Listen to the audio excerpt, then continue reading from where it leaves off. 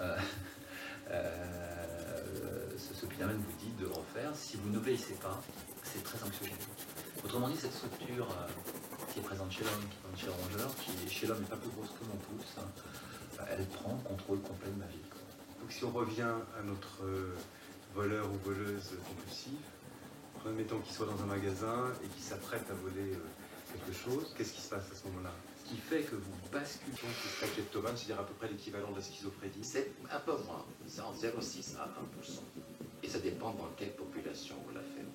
Par exemple, si on s'approche des troubles qui portent cette impulsivité, boulimie, alcool, addiction, cette kleptomanie devient plus fréquente. Vous voyez, c'est dans le cloud entre l'addiction, l'obsession et la dépression. Et parfois, elle se focalise sur le vol.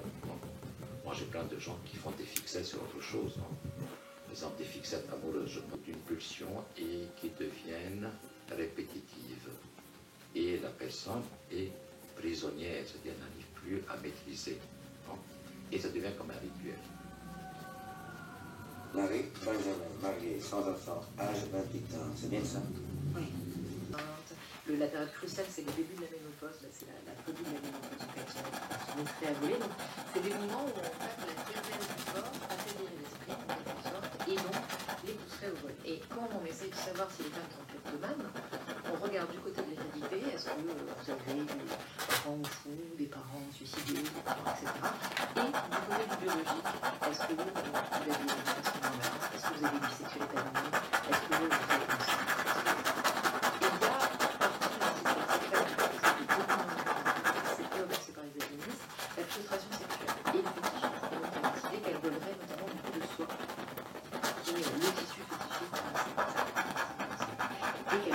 Bob fut fouillé par 2 vendeuses de corsets.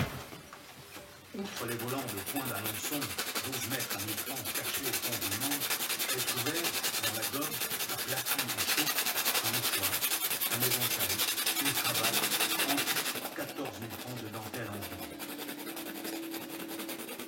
Depuis un an, Madame de Gros volait ainsi, ravagée d'un besoin furieux, irrésistible. Les cris empiraient.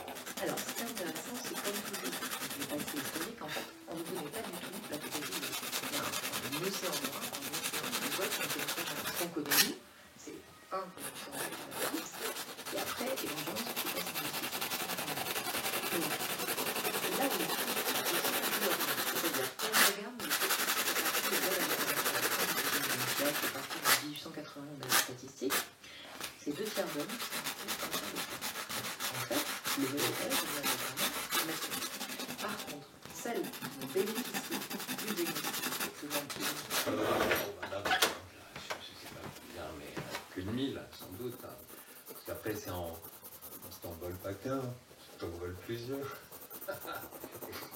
Quand tu es dans des logiques organisées, même, je fais plusieurs librairies et je pose mon larcin dans des porte-cochères, derrière des poubelles, etc. Et c'est seulement à la fin de la journée que je reviens récupérer le butin. Voilà, récupérer le butin. Je me fais beaucoup prendre aussi, d'ailleurs. Là. Vous vous souvenez de la première fois que vous avez volé Picasso? Ben là, quand j'étais tout petit, mes parents adoraient aussi. C'est un peu le plaisir, le vol en quête d'un plaisir immédiat, d'une accumulation aussi, comme ça, toutes ces images, toutes ces documentations, ce savoir-faire, cette capacité d'observer qui est vraiment étonnante. On arrive presque à une sorte de perception psychédélique d'ailleurs. Voilà, comme quand on est sous LSD, son champ s'ouvre à 360 degrés. On est un peu proche de ça. Le voleur est là, il a des yeux dans le dos. Vous êtes presque en transe quand vous volez? Plus que l'idée de transe, j'aurais tendance à évoquer une augmentation de la vue, tout simplement. Le même truc quand tu es un peu miro, et puis tout à coup tu mets tes lunettes et puis tu peux lire les choses. Voilà, tout simplement. Bon, au fur et à mesure du temps, les gens qui me surveillent se sont améliorés, ils savent faire ça, ils savent, je pense, comment les vigiles dans les grands magasins, qui sont déguisés en ménagères. Et votre plus jeune âge, que vous piquez chez leurs amis, à un moment donné un peu désespéré, ils vont m'envoyer voir des psychologues. Voilà. Alors là, je suis très très jeune, j'ai très peu de souvenirs. J'ai souvenir que c'était plutôt tranquille, que vraiment j'étais presque à la limite du centre aéré, peut-être. J'ai pas le souvenir de gens me disant il faut arrêter ça. Par contre, le truc amusant, c'est que j'ai eu des dossiers de cette époque conservés et que dans les dossiers, il y avait à un moment donné écrit « Abandon des soins, faute de collaboration du patient ». Donc, finalement, j'avais pas trop envie d'être guéri parce que sûrement je trouvais ça très très bien de pouvoir rentrer dans un magasin de jouets, de sortir avec un petit soldat, un cavalier d'Ivanhoé, magnifique, pas en couleur, une petite voiture. Donc j'étais voleur tout azimut.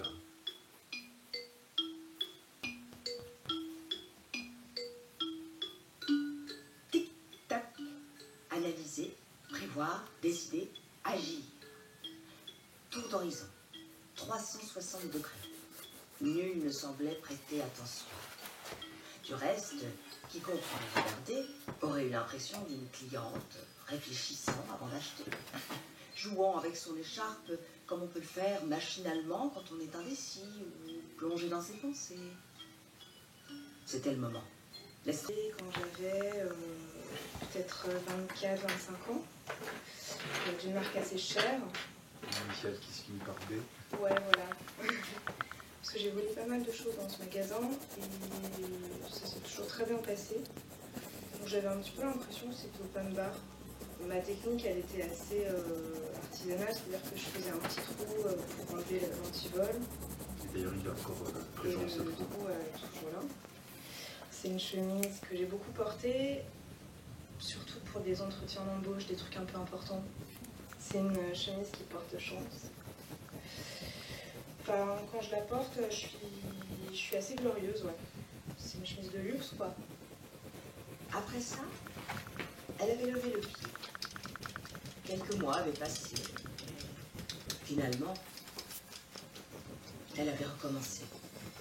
Un éventail en bambou dans une vitrine de Shanghai. Business as usual. Un manteau de castor à Londres. Ça, c'était plus gonflé. Dans les périodes de forte activité, Valentine avait l'impression que clarté la tenait en éveil. Elle ne pouvait pas sortir d'un magasin sans emporter quelque chose. Et si elle n'y arrivait pas, elle en concevait une forte contrariété. Ils ont pris mes empreintes. Et donc là, il y a eu une poursuite, comme on dit. Mais le stade 1, quoi, donc un petit rendez-vous chez le juge, en fait. Qui m'a un peu accueilli comme un médecin de famille, en étant un peu fâché derrière son bureau, mais gentil, comme ça, très paternaliste. Il m'a expliqué que c'était pas grave, mais que la fois d'après, vous allez vraiment passer devant un tribunal pour ça. Donc j'ai eu une amende, voilà, il m'a intimidée, il m'a fait comprendre que j'avais dorénavant un casier. Et en fait, ça a opéré un changement assez radical, c'est que j'ai plus du tout volé. Vous ressentiez le passé à l'acte, avant et après. Ça fait mal au ventre, ça fait de la tachycardie, je me donne très très chaud, j'ai l'impression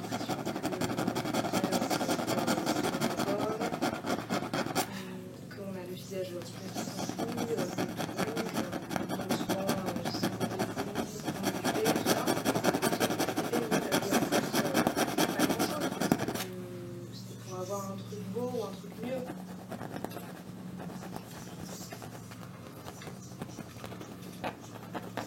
Les accros du vol. Comprendre la souffrance sous-jacente.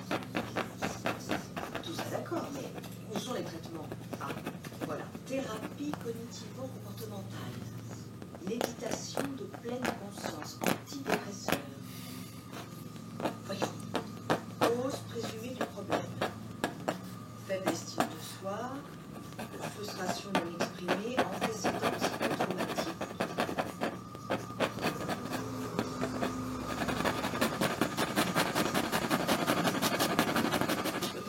Une fois que le diagnostic est fait,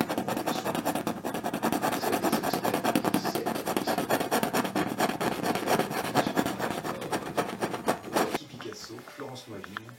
Paris. Avec des extraits d'Au bonheur des dames, lu par Marc Léognan, et de Confession d'une kleptomane de Florence Moiville par Michel Stock, lu par Sabine Amour. Recherche finale Marie Chauveau. Extrait du film Le cri de la soie de Bon Marciano, Diabolomance de Diane Curis. Prise de son, Yves Lehors, Olivia Branger, Valérie Morel. Mixage, Alain Joubert.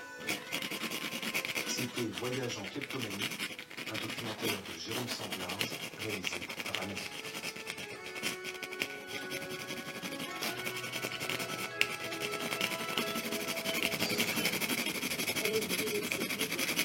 Bibliographie, lien où pour nous réécouter avant la thérapie, c'est sur la page de l'émission sur franceculture.fr. Et les pages de Marie-Hélène